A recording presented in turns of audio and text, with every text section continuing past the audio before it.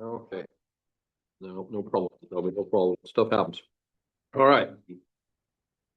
We'll get going. The Clackamas Fire District, we're here for you. We value our people and the people we serve. Our focus is on establishing teams, trust, empowerment, accountability, mindset, and service. If you're attending in person, please sign the roster over there. Call the meeting to order at 5:03. This meeting called to order for ORS 192.610 to 192.705 and ORS 192.650. The meeting is being recorded. Let's see, we stand for the Pledge of Allegiance, please. I pledge allegiance to the flag of the United States of America and to the republic for which it stands, one nation under God. You. All right, Chief Brown, changes to the agenda. It has been a day, Ross. So we have one small agenda change. After this item, Chief Stewart has to move. So R1E will not have a division.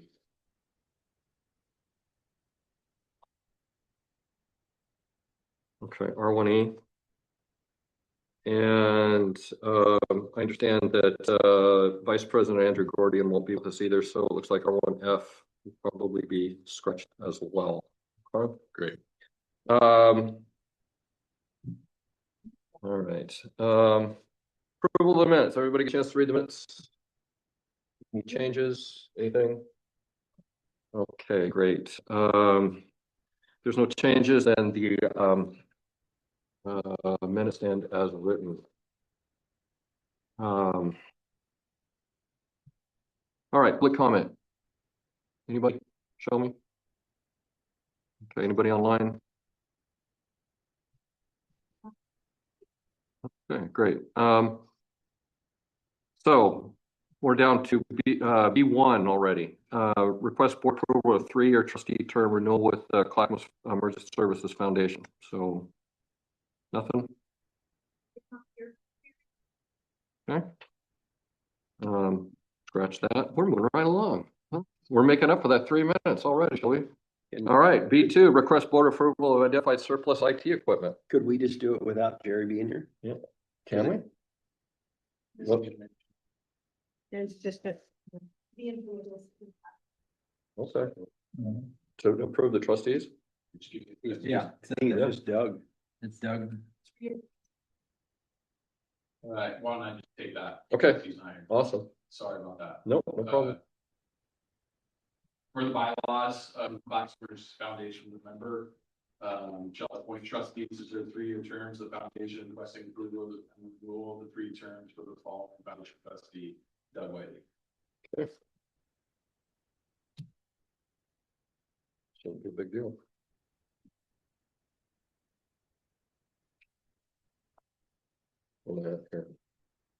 So do I hear a motion to approve Doug Whiteley for another term as a trustee?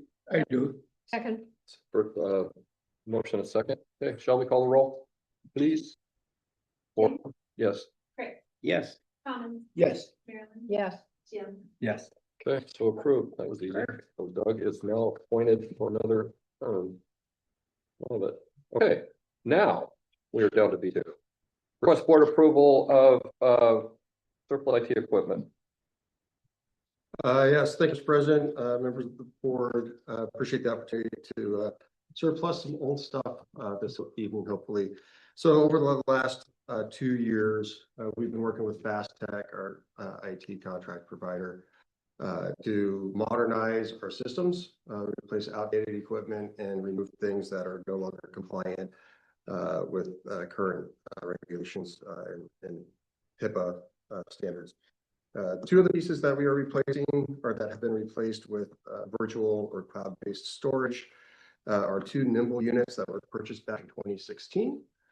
So they're a decade old. The original purchase price for them were $52,000, and they're now out of service.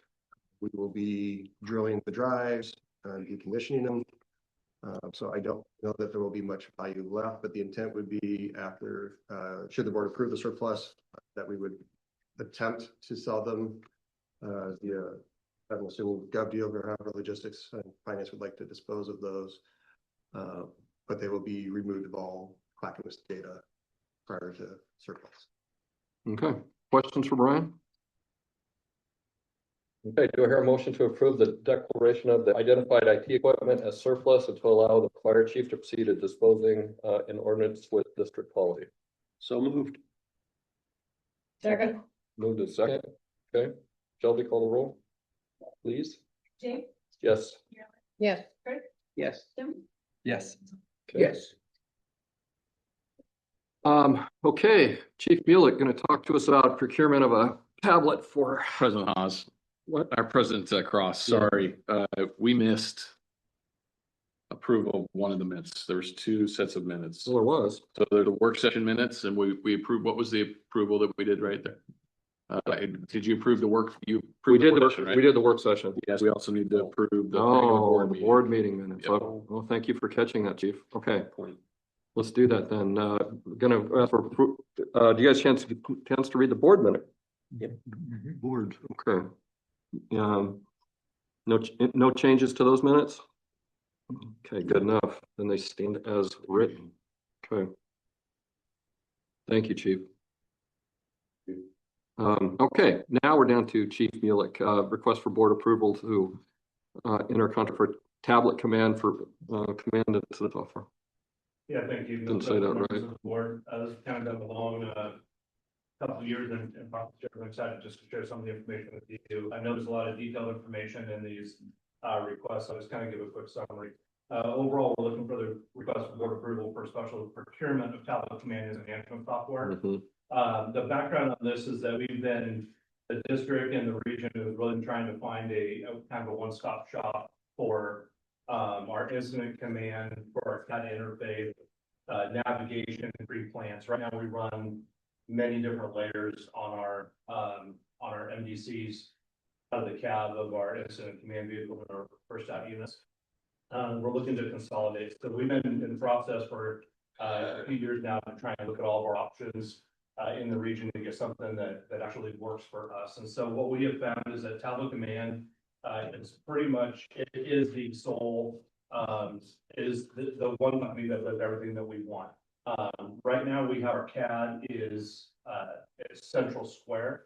It is up for upgrade to what they call Mobile X, which is the next version. It's going to come out in November. It's kind of a police CAD. And it doesn't do the things that we want it to do. It doesn't interface, it doesn't track the accountability of our firefighters. It doesn't run an incident command board. It doesn't do everything in one platform.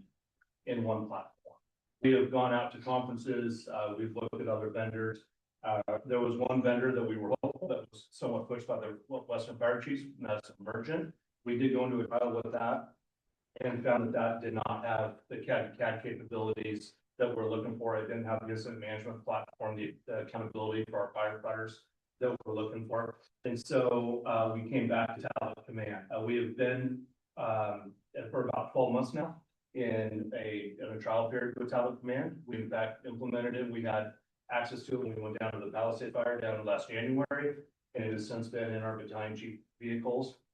And we're looking to get the platform ultimately settled across our entire agency and then build out a platform for the region. So as you look at the request for the special procurement, what we're looking to do is set a 10-year contract. We're gonna have to come back to the board. And with that, build it not just for Clackamas Fire, but build for the potential for the growth within the region, to be able to capture all the agencies that are underneath the Central Square CAD right now. If you take the same platform and run it into regions and look at the coverage that Tablet Command has provided, Southern California is all in Tablet Command. So if we were to go down there, they talk and we would be implemented right into their system. A big part of Central or of Southern Oregon is in Tablet Command as well. And we're looking to bring it up into the region. The end state with this best case scenario, if so approved, down the road, we would no longer, the region would no longer be relying on the police-based CAD, we would have our own interface. Clackamas Fire wants to go that direction and also wants to build a platform to be, to hold the contract, to be the agency that can piggyback, have agencies piggyback on, so we could have more of a regional approach to incident command and CAD access. So, there's a lot of information. I'd love to answer some questions on request some clarity to the board. Questions for Chief Muley? Yeah, I have so Chief, I'm sorry to be ignorant, but I don't understand, how does this interplay with, CCOM? With CCOM, it's all behind the scenes. So nothing that we do, thank you. Everything that we have done with CCOM has already been taken care of. So the feed that pulls all the information from the CAD, the Central Square is a CAD name that CCOM utilizes. That work has all been connected already, so it's fully functioning. Everything would just be on us. All the CAD information, all the dispatch stations, everything that they do would operate exactly the same. It is just brought over from the CAD onto our interface, which we manage on our own. And then we can customize how it looks. We can customize everything about it to our flavoring and have nothing to do with the regional development of the CAD program that CCOM uses. Does that mean that we won't have to pay CCOM anymore? Yeah, so we do have to pay, I believe it's $6,500 for the interface for the connection to CAD. But that will run in the background. I guess that's the easiest way to say it. That'll just always run in the background, and then our interface will just be over the top of that. So on top of that, with the MDCs and how we view them, right now we're utilizing these computers, which are somewhere in the $3,500 range, and we're looking to move to a tablet based. The new upgrade that CCOM or the CAD was going to push out was going to be a tablet based upgrade anyways. So there's some cost savings that we would be able to bring over with the actual appliance that we use. And then at the same time, if we implement tablet command before that upgrade happens, we can just bring everything together at one time, bring our CAD interface and the new devices together at the same exact time. So of this $3.65 million, how much of it do we have to pay right now? And how much is future, since this is allegedly a 10-year? Great question. So what we did is we forecasted for that number would be over 10 years if everybody in the region got onto our master agreement.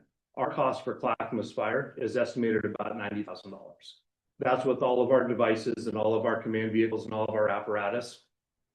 And then anybody who wanted, that's $90,000 a year, times 10 years gets your $900,000. Then the other amount of money would be through an IGA that would just be, we would just send a bill to those agencies and collect that money. It would be passed through funds. But we would have the, what's the term, Brian? The master agreement for tablet command that everybody would feed through, just like we do with in Terra right now. We do it with Pulse Point. Somebody holds the master agreement, and then the other agencies just jump on board with an IGA. Okay.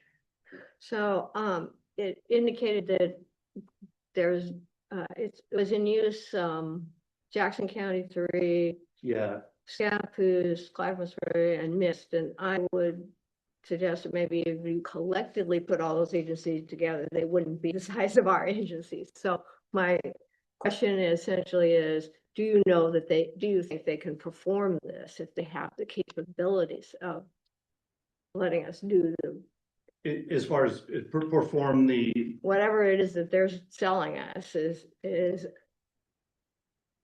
yeah, and Brian, can Yeah, or if you want to jump in on the neighboring agencies want to participate at the very beginning as well. So the list in the staff report, Director Wall, is one agency from Southern Oregon, which really Jackson County as an entity, just kind of like Chief Mueller's proposing here, is growing tablet command. So like Medford's on it, Jackson 3 is on it. Jackson 3 just happened to be the one name that got listed into the document. And then the other three that you listed, Scappoose, Mist, and whichever the other one was, if it's in there, have already signed up to be part of our enterprise host agreement. And so they are already on our CAD system. The Clackamas CAD system that Dan's been describing runs 4 different dispatch centers. So it's a regional CAD system. It runs CCOM, it runs like Oswego, WACA, and then Columbia 911. All utilize the master central square system. And so what this is doing, this would be overlaying on that as Dan described. In terms of tablet commands, viability as a company to support potentially 300 or 400 different tablets on the system.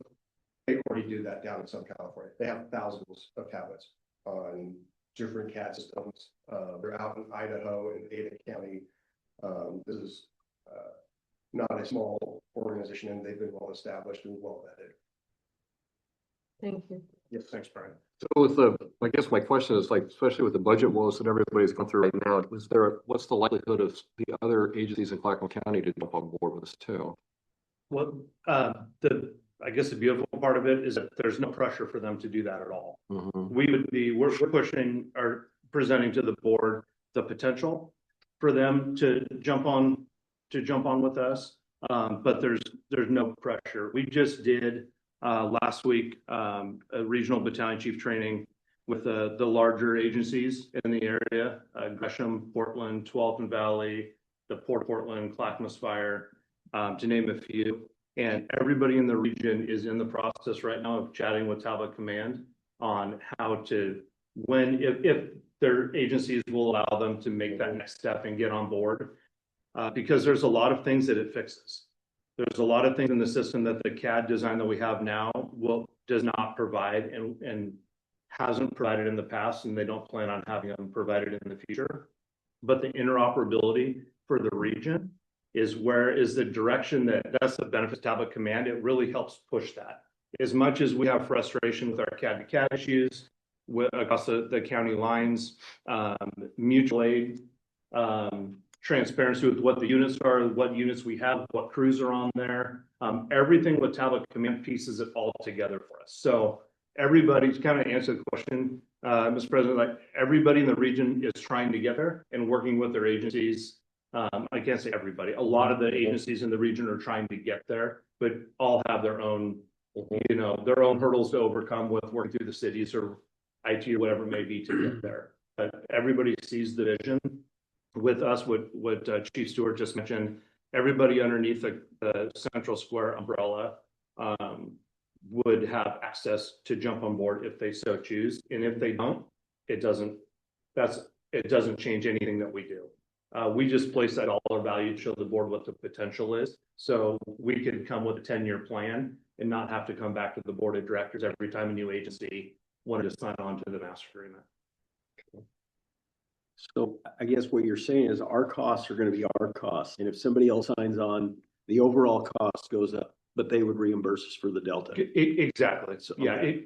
Exactly. They would work with Tablet Command on an a la carte menu, and whatever it is that they want, they work with Tablet Command. They get that switched on, and then we would front and reimburse and just have the pass through funds. But that's how Tablet Command prefers to do it. That's how they do it in other regions, and it just And so with us being one of the first ones, then also one of the largest agencies in the region, it makes sense to run that platform. But from an operational standpoint, the benefit, like a little bit of work that it would take to do the annual billing and stuff, the benefit that we have as far as firefighter safety accountability, everything feeds into one program. It is quite impressive. So on what the benefits are. So I could go to the lengths in the discussion with the comfortability and the buy-in from the crews and the battalion chiefs and the people who get presented with the information, being able to go out on fires and see aircraft flying overhead and being able to see Jackson County units show up and then be able to hit the button and see the names of their crew members, being able to see a fire map get populated immediately with division breaks and being able to go CAD to CAD and put safety messages in from your phone. Any platform that you have access to Tablet Command. So our company officers can pop it up and look at call information on their phone. They can look at it on their computer, on the TV screen, or manage it from their tablet. So something that we just don't have access to right now, and we're looking at not bringing it just to having that kind of the transparency with Clackamas Fire, but the potential for the whole region to get there. This is just the first step. So anything I missed, Chief? No. So Dan, are the CFD licenses renewed every year, or is this a one-time shot? As far as the renewal goes? So the renewal is an annual cost. And we pay for, 900,000 every year? no, so it's broken down. So our first year might be $87,000 and each unit that we have has maybe 4 different options. Like there's a base, and then if you want to do the incident command module, you need GPS location. For some of our apparatus, we have cradle points that generate the GPS signal. Others don't, so we'd have to pay for that on the tablet to be able to provide those things. So it depends on what those selections are made.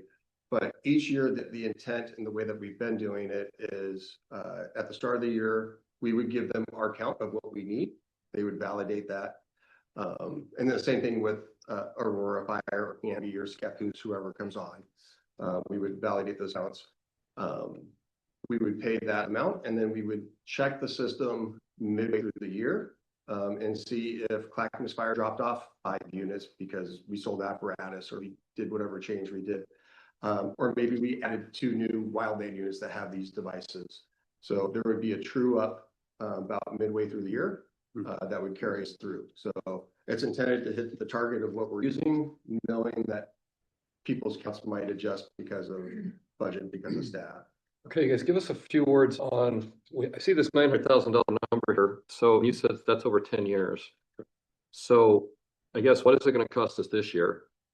And then, I mean, obviously what Brian says, $87,000, it's not necessarily 10 divided by 10 to get 90. So what is the actual, how much money are you asking for this year and next year and blah, blah, blah, year by year? So Go ahead. if you have it in front of you, Michael, or I can bring it up. I don't have, you're talking about the spreadsheet with the estimates on it. No, it's okay. I'll grab it. I can kind of give a We can summary. spitball it, I mean, to some degree. For the license, for the licensing, Yes. we're about $87,000 for fiscal year 27. Okay. And then The you, following drops down a little bit because of some implementation costs for training and some other things. So, but our licensing cost projected with an increase for interest, or not interest, sorry, inflation contract price. Next year, we are looking at about a $74,000 cost for fiscal year 28. okay. See, part of my reason asking this is because we are gonna hand this off to potentially 4 more boards moving forward. So when we encumber future administrations and boards, I want to make sure we're doing it, you know, very transparently. So Yeah. Yeah. And one other thing to share just on the cost, as Dan spoke to sharing this across the region, there is a fundamental base price to have an agency license. And that every year is about $13,000 just to be part of Tablet Command. There's 19 fire agencies that operate in this shared CAD system. So if you like, the region can pay $13,000, or we can pay $13,000 time and time again to get up to a couple $100,000. And for us, the intent is, okay, we have 70 licenses, we pay per license for a chunk of that cost. Cammy's gonna pay a small chunk of that cost. Like, yeah. our base cost gets spread over the region as So well. I get, so let's just throw the what if, since tonight's kind of a what if night anyway. What about getting out of the contract? What's the provisions for getting out of it if we decide we don't want this and we want to get out of it? Is there anything in the contract that says that we can get out of it, like 30-day notice or something like that? District intends to include a provision in the resulting contract allowing for termination at any time. Oh, there you go. Okay, thanks, Chris. It's required by law. Oregon contracts, public contracts must have 30 days, Okay, that's what I thought. even if it does a 10-year. Got it. Yep. It's Thanks. gotta be termed. Okay, cool. That's great questions. Do you know, have you looked at the long term in which this provider has been in business as approximate increases they've had in their licensing fees? Does it go up 20% or 30% or 1%? We're still negotiating with Tablet Command on what that would be, but it would be, they currently have a proposal of whatever their standard pricing is. So for example, if the base price is $500, and that's the base price for a couple of years before they make a price adjustment, it is the lesser of either that base price or up to 5% per year. So we're working on negotiating that, recognizing that we're leveraging the region as part of those conversations, that we're diminishing their workload on the fact that they're managing one account versus 19 different accounts and those types of things. But so that's kind of the caps that we're looking at, the lesser of either 5% or standard pricing at the moment, but we're hoping to lower that. And that's an annual adjustment? That'd be an annual adjustment. Okay. So do we actually have an agreement? I mean, you ask us to approve this, but it sounds like there's a lot of, well, we're still talking about this, that, and the other thing. So yeah, there's no agreement yet.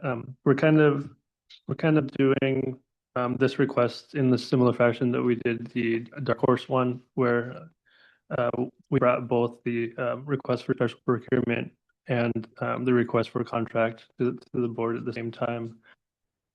So once the special procurement is approved by the board and goes through the protest period, if there's no valid protest, then we would move forward with the contract negotiations and contract execution.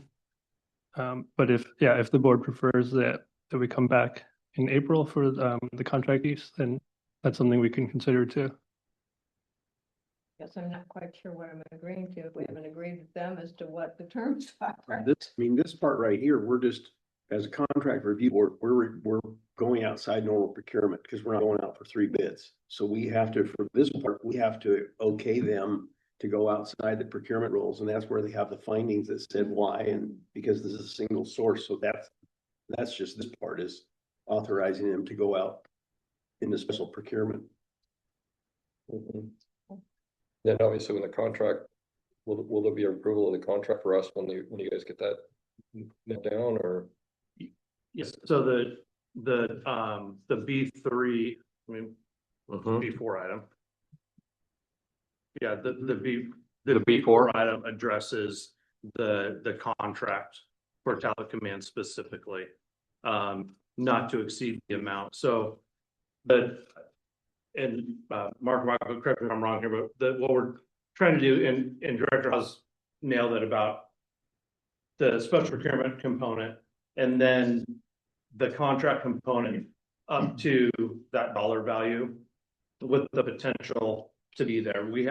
There's been a lot of work on the discussion component. But in order to be able to land that, we need the board approval before we make the big jump into it. So yeah, I guess that's the easiest way to break it down, is that we have the procurement component would be the first step, and the contract would be the second step to be able to allocate the monies. Yeah, and the procurement, or sorry, the contract component is because it exceeds $100,000 is why we need that approval for executing the contract. Okay. Any other comments or questions? Okay. So do I hear a motion to approve the special procurement for Tablet Command incident management software? So moved. Second. First and second, Shelby, call the roll. Yes. Yes. Yes. Yes. Yes. Okay, so now we get to talk about the contract for Tablet Command.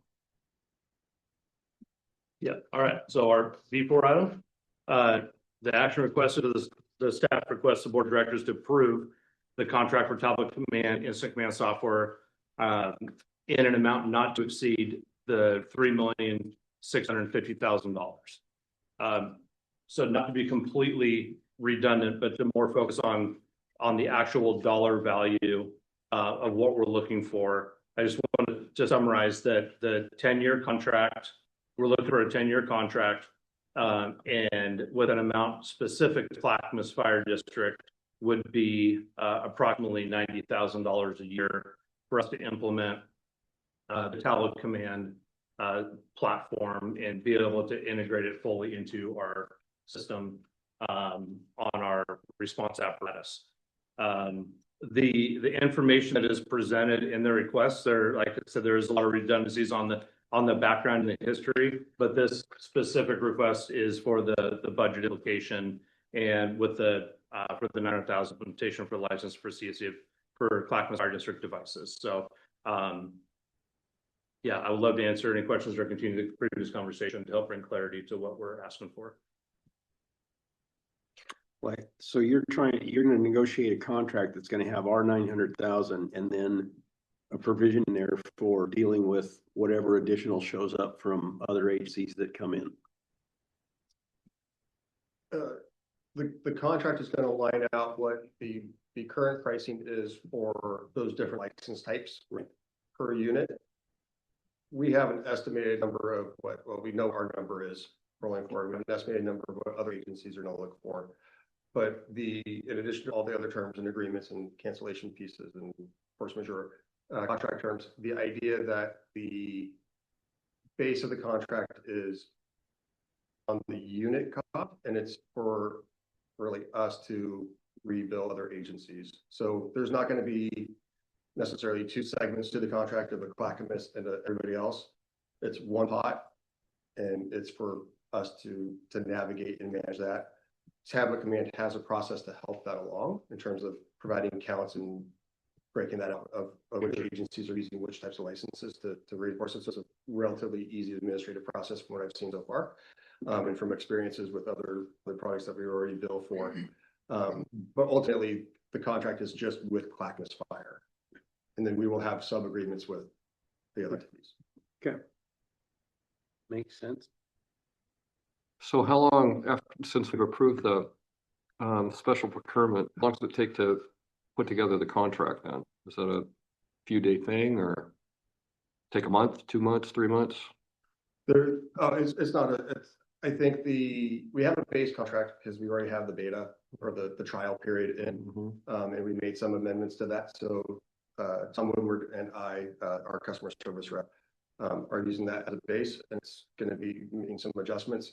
I think the lag right now is just working through that final annual increase percentage. So he's taking our proposal back to his team, and we're waiting to hear back on that. But the contract turnaround itself should be fairly nominal in terms of timelines. So let's just say, for example, on this $2,750,000 for the interoperability, then nobody joins. What happens to the money that we've approved? What are you doing with it then? Is it, I mean, hard to know much. So the money, oh, sorry. So this is an approval under the special procurement. It's not an appropriation. So annually, you would expect us to come back and request X number of dollars to say, this year we're looking for $90,000 for us plus $20,000 for the other agencies. So under the budget line item, it might be $110,000 for this fiscal year. That's appropriated out of that $3.6 million total. The following year, we would come back and maybe it's 140,000 or maybe it's 180,000. So each year, the stopgap of the budget process, the 3.6 million that you see in the special procurement process is really about the overall authority that you're establishing for the special procurement process as the board of contracting board, not an appropriation, not an approval to expend those funds any given year. So we still need to go through that budgeting process.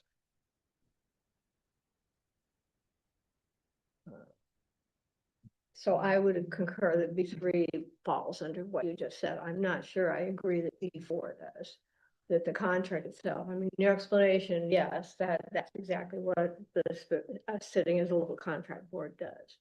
But I'm not sure that that's what the contract would say. I mean, it's. So, if I may, Go as I envision the contract, it's going to be a per unit price. We are not going to be signing a contract for $3.6 million for 10 years. We're going to be signing a contract saying the base license is $500, GPS is $200, rostering is $50, those types of things. That's the standard base price, and that is going to be the price that is used to evaluate annual price increases either to a new standard price in a couple of years or the 5%, whichever is less. But we're going to have a contract for a unit price annually. We will have a unit count, and that is what the contract is, or that is what the cost will be based on. There's not going to be a piece in the contract that says Clackamas Fire guarantees that we're going to have 300 tablet command consoles, or that the region's going to have X number of consoles. Okay. Mark, you have anything to add on this? No, just to answer your original specific question there. Yeah, my understanding is if no other agencies sign up, then Clackamas Fire just spends that $900,000 over the 10 years, and the rest of that money doesn't get spent. So it's and that's the way it will be budgeted for you. They will come to you and say, we're gonna have another $140,000 this year, and it'll show up in the budget then? And then it would show up in the budget, presumably at the same time with offsetting revenue that those agencies are paying us for the licenses. And those two would cancel out, so there's no net cost or to the district. And how will you keep track of whether they've exceeded their $3.65 million? We'll set it up as a contract, right? So we will be tracking over time what's the total amount that we've spent under this contract. And if we start to approach that $3.6 million limit, then we need to come back to the board of directors for additional authority. Yeah. Thank you. And then just to add to what Mark said, like if no other agencies end up signing on, it's up to 900,000 that Clackamas Fire would be based on the per unit price. There's nothing in the contract at all that ties either us or the other licenses that we're potentially having for other agencies. We're not promising a certain amount. Good. We've never seen the contract. Yeah, I get it. We haven't seen the contract, so it's hard to say, well, what are we approving, because we haven't seen the contract, so. I get that, so, okay. Anything else, anybody? Okay, cool. I have one more, I'm sorry. Yeah, please. Is there a warranty issue here? Do we get a warranty of some sort that it works? That the platform itself works. Okay. And, I mean, I understand a lot of times on software, and I'm not an expert, when you open it, it's yours, and if it ever works, it doesn't make any difference. So, Right. Yeah, yes, Director Walt. So in our existing agreement, in the future agreement, there will be a service level agreement that speaks to uptime and responsiveness for help desk ticket turnaround and those types of things. okay. Yeah, I totally get that. If a thing has significant delay and it takes 3 minutes for the data stream to get to the interface, that's an issue. So, but nice part about it is we're not the first ones using it. It looks like other people are already using it, so we're not the first one, which is not a bad thing. Okay, anything else? No, thank you. Marilyn once, going twice. Okay. All right, do I hear a motion to approve the contract for tablet command incident management software for an amount not to exceed $3,605,000? So moved. I'll second. First and second. Shelby, call the roll. Yes. Chris, Yes. Thomas, Yes. Marilyn. Yes. Really? Yeah. Yes. So with the trepidatious yes from Maryland, which mine was trepidatious as well. When contract Can you spell that? yes. When the contract's done, can you just bring it to us a little, just make us feel better, that would be nice just for us to have it or email it to us or something, so. Absolutely. Yeah. I appreciate it. Thank you. Okay. Right, Stuart, now you get to talk to us about Dark Horse. All right, thank you, Mr. President. Another special procurement in front of the board this evening. So you folks are familiar with the Dark Horse Emergency Manual, the analytics tool that we've been and that we've implemented. I think it was back in 2023 during summer. They've been a terrific partner in terms of helping us evolve how we look at data, evolve our tools and the mapping, provide, again, test customer service is the point. And I would recognize them as a true partner in the process. They have, in addition to the tools that we currently are pulling for, they have a new module, relatively new module, for community risk reduction. It looks at 40-ish or more different metrics when you talk about things in terms of demographics for people, age, sex, language spoken, those types of things that may be associated with risk factors. They also have other pieces in there in terms of valuation, in terms of building age, building construction types. And we can instill anything into that model that we want in terms of a data set that we want to evaluate and factor in. So we've been beta testing this and helped develop it with Dark Horse for about a year. And we're at a point where we've enjoyed the benefits of it, and we're enjoying seeing how we could utilize it. We're looking for utilizing it more, but it does require us to procure that product at this point. It's adding $15,000 come July 1st, adds in a prorated amount for the rest of this fiscal. But $15,000 would be added onto our Dark Horse emergency bill or contract come July 1st, which is about $40,000 or $44,000 currently. The tool I recognize to be utilized by operations, by community resilience, by fire marshal's office, by community services divisions. I think it's multifaceted and has a lot of applicability, and we utilized some of it for working on our standard cover this last time. So it's an impactful tool, and one of the key aspects to it and why it's a special procurement rather than looking at a variety of vendors. This tool integrates with the current tools that we have from Dark Horse. It has the same user interface. It brings in the Dark Horse data from our response into our risk profiles, those types of things. And with those details, that's why we're asking the board to approve a special procurement for Dark Horse community risk module.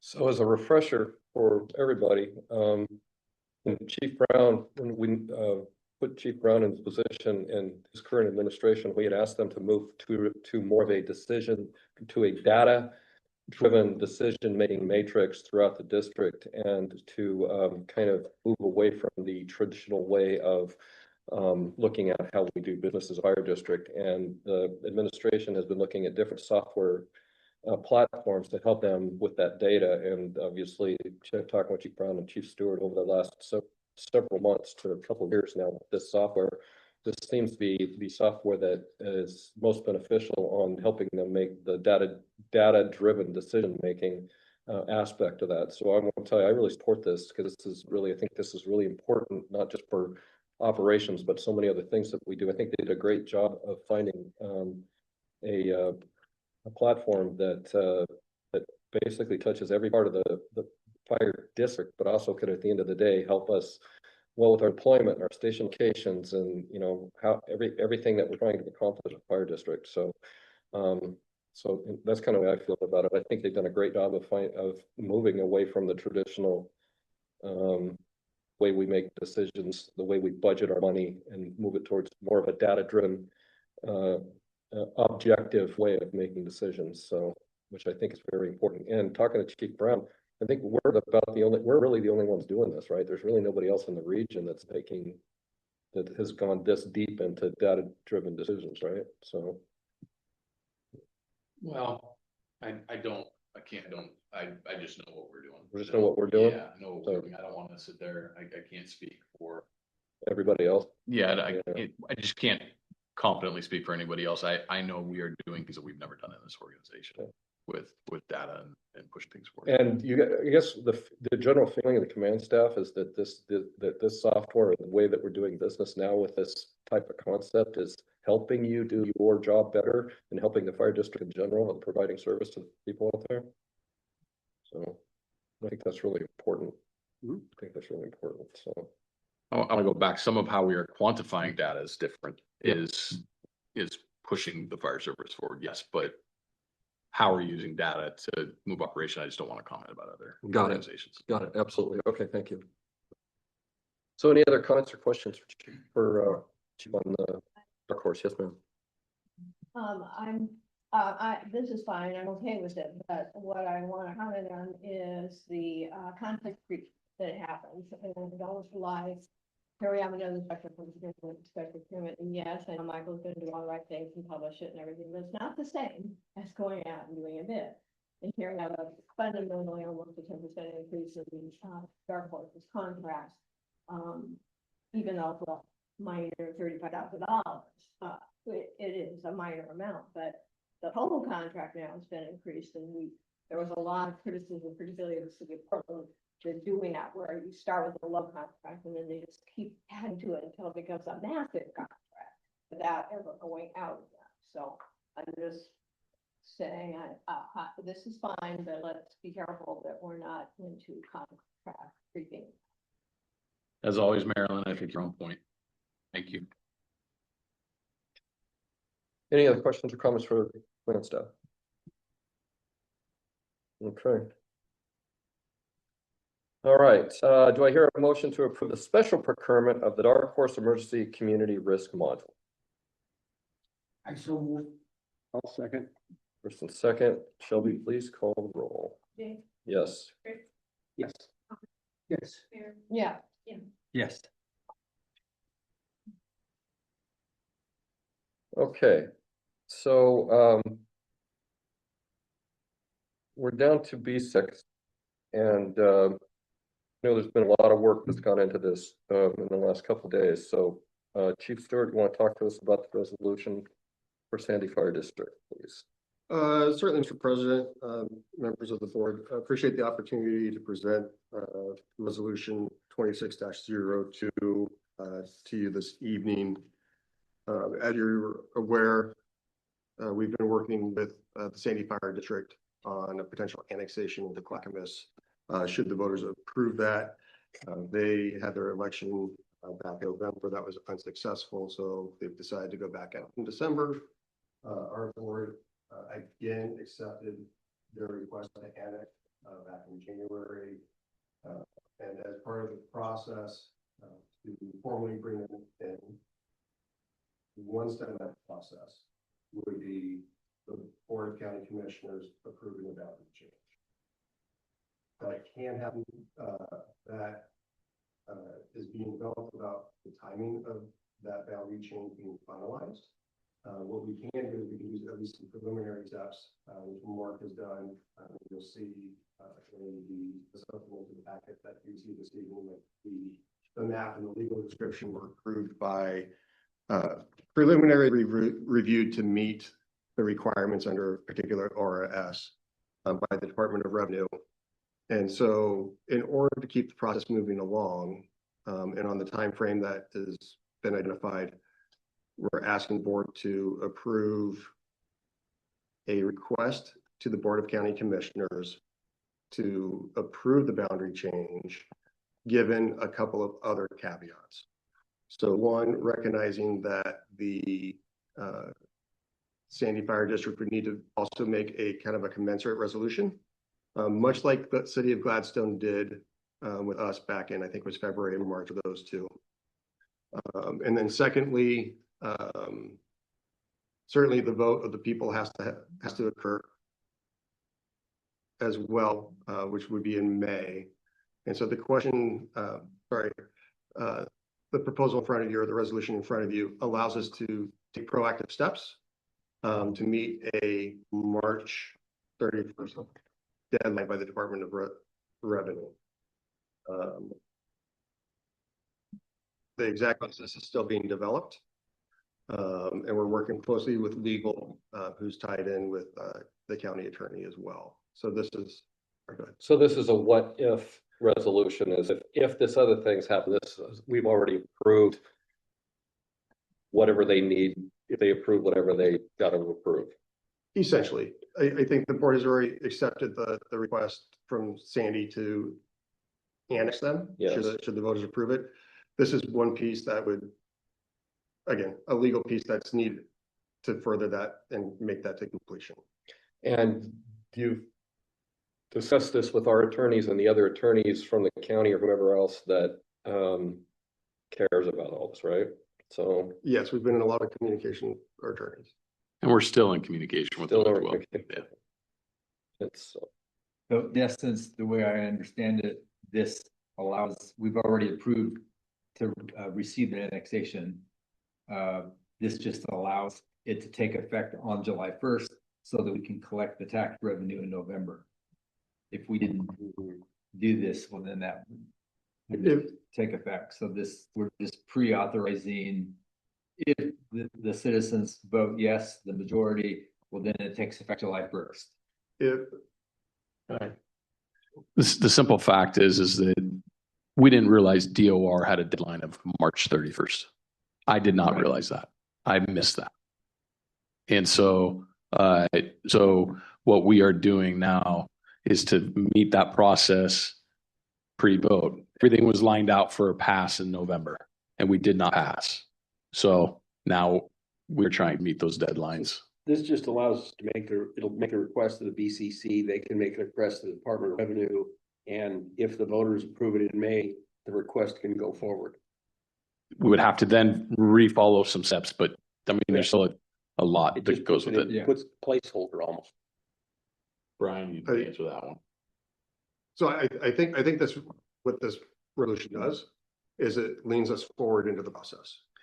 We're working with our attorney, and again, he's working with county attorney on the 5 steps to that, and the order of those steps. But this is as far forward as we can lean tonight with our board to complete the annexation as anticipated. and Brian, my understanding is the resolution was written by one of our attorneys. Was that right? I provided the first draft. He then cleaned it up. It has been reviewed by him.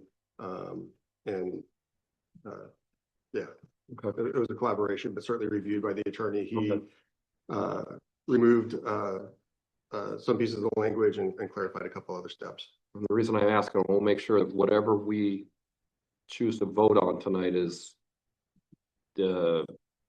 obviously there's not going to be any more loopholes moving forward, that we're going to make sure that we pass what they need, or we're going to vote on what they need, I should say. So at the end of the day. Yes, but this doesn't guarantee that the county's going to. Right. Right. Yeah, right. It just. But Yes, it this seems is our- clearly in our best interest to pass this, because otherwise we're talking a whole year from now. Yeah, correct. The citizens in Sandy vote yes in May, well, all of a sudden, well, sorry, but we can't do anything for over a year. Mm, So right. that doesn't make sense. So Right. clearly it's in our best interest and Sandy's best interest to lay this in line so that it can take effect at the appropriate time. So Yeah, that's why we want to make sure we do this, this correctly. Okay, cool. Anything else? Did you guys want to take a minute to read it before we vote on it? Because I know that they just kind of handed this to us tonight. So if you want to take a minute to read it, great. You read it already? You already did? Yep. You good? Okay, all right, sounds good. All right.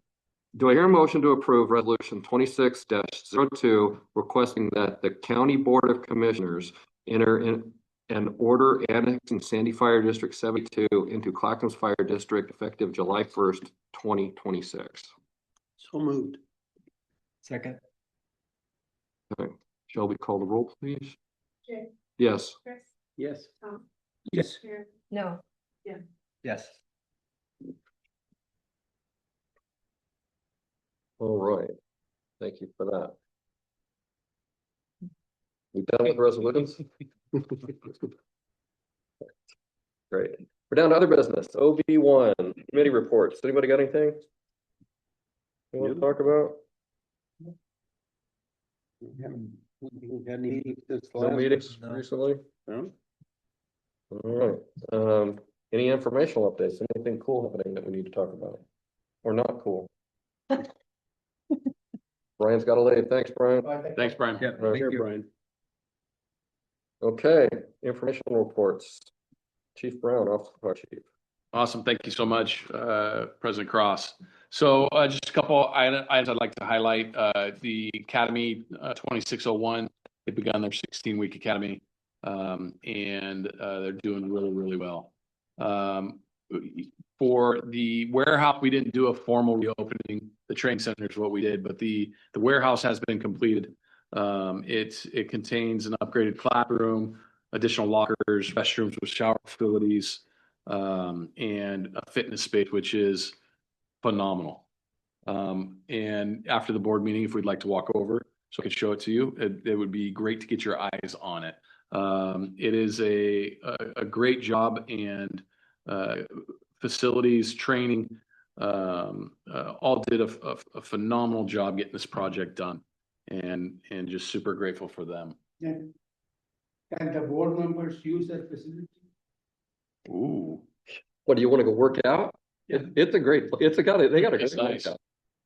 Yeah, we'll have to talk about that, Thomas. Depends on how many sprinkled donuts you have. We Careful, you don't want to start, because there is a fire engine in there, and Chris will be out there driving it around. Well, that's my fear. That's my fear. Sign a liability waiver. There's a fire engine? Doesn't run. Are you Uh, sure? Yeah, don't smile too. Clackamas Fire hosted a logistics support workshop for logistics chiefs from Clackamas Fire, Tualatin Valley Fire, Clackamas Fire Defense Board, OEM, and OSFM. It just continually shows Clackamas Fire pushing and cutting edge with what we're doing in our incident management teams. Lessons learned from 2020.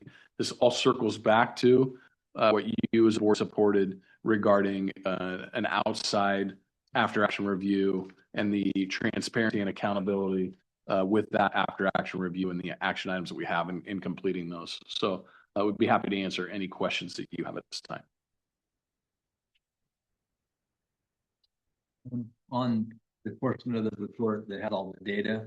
Yes. We brought up a couple months ago about re-adding the mutual aid Okay, report back yeah, in. you weren't at the So meeting I was last year. just gonna mention that. Yeah, I love it. That's my fault. I was supposed to tie back in with you. Okay. After the board meeting, Jim, we had a robust conversation about it in executive committee. And that data set is actually going to come at a year-end report to reflect, because we are reforming how we're delivering our data set to the community based on requests from the board 5 years ago, but understanding that desire for that as mutual aid. We're gonna have a little bit more of a layered, robust annual report that will break down that data, much like you remember the data of old. So we'll have the new data as well as that old data set to accommodate both. So at the end of the calendar year, showing 1 year instead of month to month, the last 12 months. Exactly, and it'll break down this many units were canceled, this many units were, so it'll have all of that information that you're speaking to.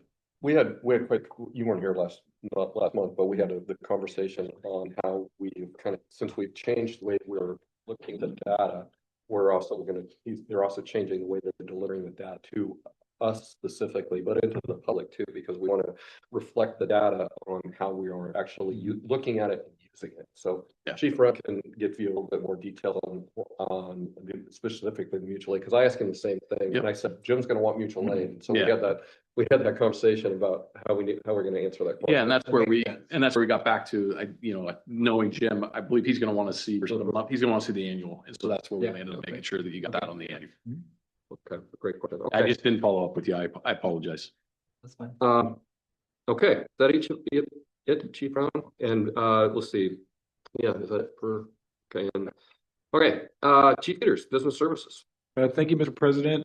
For February, for myself and most of my group, it was really revolved around community engagement and annexation efforts. And a lot of the community engagements, we hosted Good Morning Sandy and gave a presentation there. We have several presentations planned for April. The next community engagement we have as far as annexation is concerned, or the focus of annexation, would be Wednesday from 3 to 4 at the Ant Farm Coffee House out in Sandy. And we're going to do that just before the board meeting, and then several engagements planned after that. Happy to answer any questions. Steve, Yeah. in discussing with you, are the prominent face in Sandy. Wow. So I discussing with a friend of mine, we are coming up with a suggestion. You wear a sandwich board and walk around Sandy. I would, but you can't without a permit and, Without a permit? yeah, you have to have a permit. District can get a permit. We already tried. Yeah, we froze over there. I'm talking about his face. I know. It's Yeah, beautiful. yeah. It didn't work. You know, sometimes. Are when you I think- trying to kill it before it goes? You didn't want him go? Sometimes when I think you don't know anything, you just prove it. That's a good one. That's a good one. Yeah. Yeah, I know. Do you mind if I chime in for one thing on your Yeah, piece? Just sure. because it goes back on a conversation with last board meeting as well. Noticing on that data set, it reflects how many community events we were in the community, how many of those were civic events, i.e. business community, and then how many individuals we actually connected with out of that community services division. So that's another data set to reflect and show where we're engaged and what we're engaged in the community. So Steve's team's doing an amazing work. Not Steve, but Steve's team. Got it. We heard that. Okay. Any comments for Chief Peters? No, No more. All right. no, but I tried, it was a suggestion. No, I thought it was good. I just had an idea. If you notice, Chris is taking notes feverishly, and so yeah. But I won't. I'm drawing a picture of his hand. Name. All right, let's move on. Let's move on. All right. Chief Mueller, emergency services. Yeah, good evening, Mr. President, members of the board. Just a couple quick updates, just always piggyback off of what Chief Brown says. Our incident management team training, we have 3 members in Wilsonville for week-long class right now. It mimics, it's a NIMS class that is a 5-day grind on how to manage all the positions for an incident management team. Pretty proud that we have 3 members that are taking the step to do that. We had 3 members go up to Tacoma to the a national incident management team conference who partook in incident command classes and leadership classes.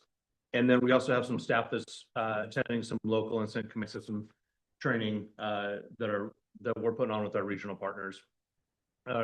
BC regional BC training, it happened last week. We had 2 sessions at Portland Fire, 1 session here in this classroom at Clackamas, where we had all of our local battalion chiefs on-duty battalion chiefs were able to break away, get coverage. The city has all provided coverage so they could get in the room for about 3-4 hours and collaborate and kind of hear a unified message from the assistant chiefs and the deputies on a leader's intent of how we operate with the mutual aid, how we see the vision of our region going.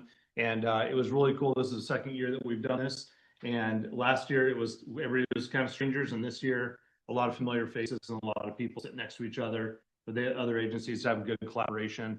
There's a couple of things that are very common amongst all the agencies, and that is youth are just like ourselves with attrition and other agencies around us have a lot of brand new people in new positions.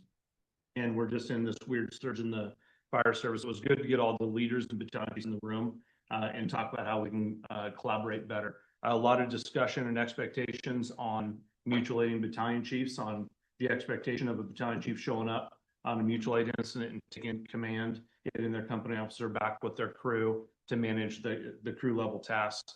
A lot of discussion on just the differences between our agencies and how we can collaborate better. And we discussed technical rescue teams, our hazmat teams, rope rescue, water, and just talked about resource allocation.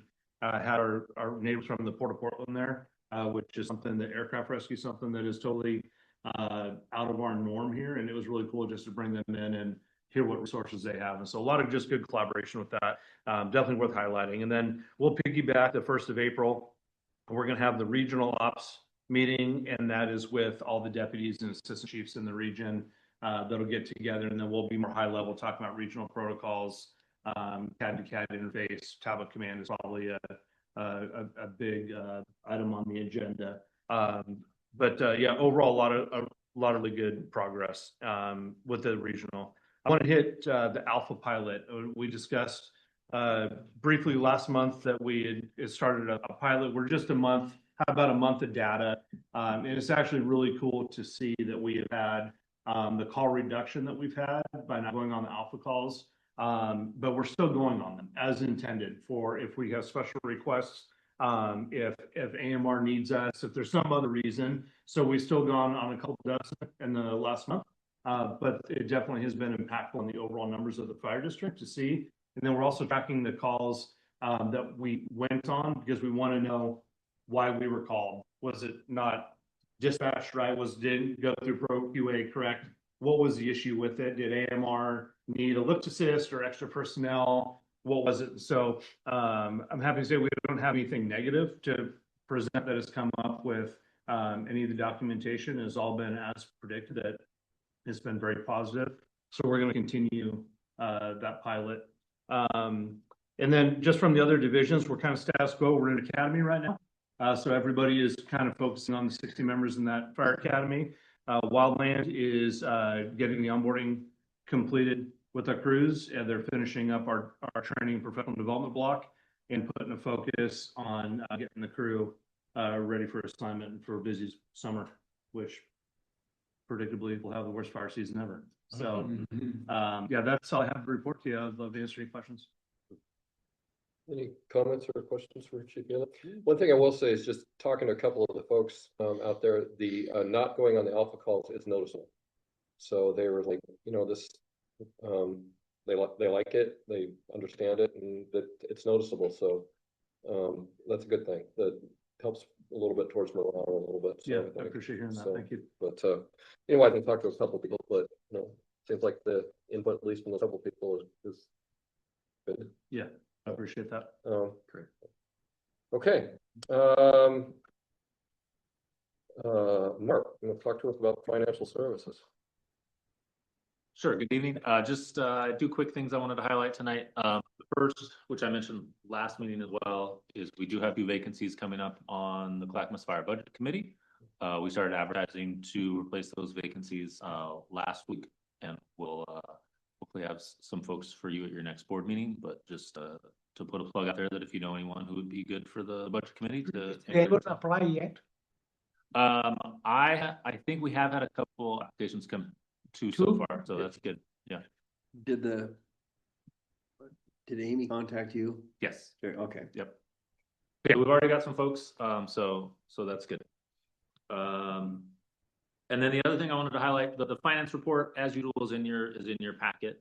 Not a lot is new there. I would just be updating you on the same trends we've seen. But I did add a new section to the packet, starting on packet page 36 or so, just with a kind of mid-year capital projects update. And that's just a list of all the projects, capital projects out of our capital projects fund that we've spent money on, or that were in our capital plan for this fiscal year, just to kind of give you a progress report of where we're at. You know, down first fleet, which if you look at that, you can see like we haven't spent a lot of money there in fleet yet. We have a lot of apparatus ordered that we're waiting on. We did prepay for that one spec engine that's supposed to be here late this fiscal year. And then we still have one additional engine and a fleet pickup that are in the budget, but have not yet ordered. Next on the list, you can see communications, where again, the big purchase for the year was phase 1 of our portable radio replacement project, which you guys authorized early in the year. And we already have those radios in hand. And then on the next page is a long list of facilities projects. And again, you can see that there are many that are complete, including down there in the middle of the page. You can see some that were not planned for, that weren't in the budget, but that we had to do due to unforeseen breakdowns or emergencies. So we went forward on those, and we'll need to find savings on some other projects to make them all fit together. But we still have a number that haven't been started, and we may not get to this fiscal year just due to capacity issues and time. And then I think the last page has some of the operations equipment that is being ordered. So anyway, haven't really provided that level of detail before on projects, and won't necessarily be a regular monthly thing, but wanted to make sure that got in front of you guys periodically and see if you had any questions on that or any other items in the finance report. Okay, any questions for Mark? Question. Well, as you indicated last month, revenue's flat, and it's less than we had last year, except still you attributing that only to the loss of the the ambulance revenue or what? It is the loss of the ambulance revenue, and it is the loss of, not the loss, but it is a much lower amount of conflict, wildland conflagration reimbursement from the state, right? So So- that is a roughly $2 million delta compared to last year, which was a large year of wild, so 24-25, a large year of wildfire reimbursement, including the deployment to California, which was included in that 24-25 number, but is not in 25-26. Would you not then have expected that the general fund salary and benefits should not have increased by almost 10%? No, not necessarily. I mean, again, we are close to within budget where we should be this time of year for general fund salary and benefits. And that's because of COLAs. We also had a PERS increase that took place on July 1st. And then we had still some growth with steps and new academies to add to our compensation costs. So I'm not worried about the growth in our compensation costs because it is within what we budgeted for this year. Thank you. Well, that's an easy one, Marilyn. She's gotta ask questions with the softball. She's gotta go there. So, love it. I love it. Okay, anything else for more? Okay. Last one is gonna be Brett. A little bit of volunteer. Thank you, Mr. President. Volunteer staffing in response during the month of February. Station 74 was staffed 24 out of 28 nights and responded to 11 incidents during the month of February. The rehab group was dispatched 5 times, responding to all 5, and arriving on scene 4 times. And the water tender group was dispatched 8 times with 8 responses and arrived on scene 6 times. Our training for volunteer suppression during the month was ladder fundamentals. We had ladder advanced skills, and we did EMS with learning about street drugs and ladder bailouts and rescues in the month of February for our training. The rehab group also had training for radio communications at the end of the month as well. And that's all I have. If you have any questions, I'll happily answer them now. That's great. 24 to 28, 5 out of 5 and 8 out of 8. Yep. Awesome job. That's awesome. Yeah, very good. Amazing. Yeah, that's great. So once again, tell those guys a thank you. That's wonderful. Go ahead. Keep leading from the front row. You're doing a good job. Thanks. Thanks, Brent. Okay. Okay, there's a little bit of correspondence in there. President Oz, do you mind? And this was just, God, I said it twice. Cross. Yo, that'll be me. Hey, it's been It's a long day. I get it, it's- buddy. You I get get me? it. It's I get it. been one of those days. I failed to have Chris Edmonds give us a piece on the public affairs. I looked down, I saw public affairs engagement. That's where he'll talk. And I messed up. So if it's okay to let Absolutely. We loved it. Chris just give a small Love little it when Chris is update, talking. public affairs and engagement, that would be great. Give it I to will, him. I'll compress it. We're- The big Very good. themes here. So on social media, we had 1.1 million views during the month of February. And that's February. It's the shortest month of the year. So that's the actual calendar month. What I love more than the 1.1 million combined views were the 40,000 engagements. And I see engagements as like the same as a fist bump of a firefighter on the street, or asking them a question in the grocery store. That's somebody that's engaging with us and our organization online. And it's great that we make it so accessible for people to do that and seeing the community respond. We continue to grow in followers. We are over 53,000 Facebook followers now. My goal is that we will this calendar year, and I hope to be there by now, be over 20,000 followers on Instagram. So we're continuing to build that way. And what our PIO Amundsen tells me all the time is the best way to do that is to shoot your video vertically. So we are really investing in vertical video, which is on trend right now.